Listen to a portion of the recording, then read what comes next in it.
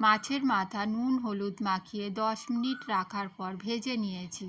সর্ষের তেলের মধ্যে তেজপাতা, গোটা গরম মশলা আর জিরে ফোড়ন দিয়ে দিলাম, আর পেঁয়াজ কুচি আর লঙ্কা দিয়ে দিলাম। পেঁয়াজটা ভেজে নেব। পেঁয়াজ লাল করে ভেজে নিয়েছি।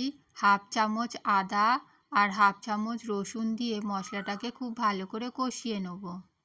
মশলা কষানো হয়ে গিয়েছে, এবার এর মধ্যে জিরে গুঁড়ো দিয়ে দিলাম আর হলুদ গুঁড়োও দিয়ে দিলাম। আবারও কিছুক্ষণ মশলাটাকে কষিয়ে নেব। অল্প একটু জল দিয়ে দিচ্ছি, দিয়ে আবারও ভালো করে কষিয়ে নেব।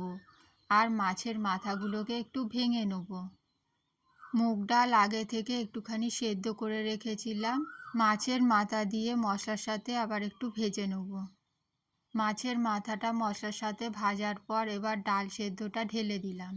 সব কিছু খুব ভালো করে মিশিয়ে নিতে হবে। পরিমাণ মতন চিনি দিয়ে দিলাম আর লবণ দিয়ে দিলাম।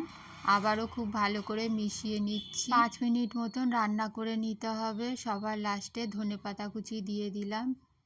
মাছের মাথা দিয়ে মুগ ডাল খেতে খুব ভালো হয়, আপনারাও বানাবেন।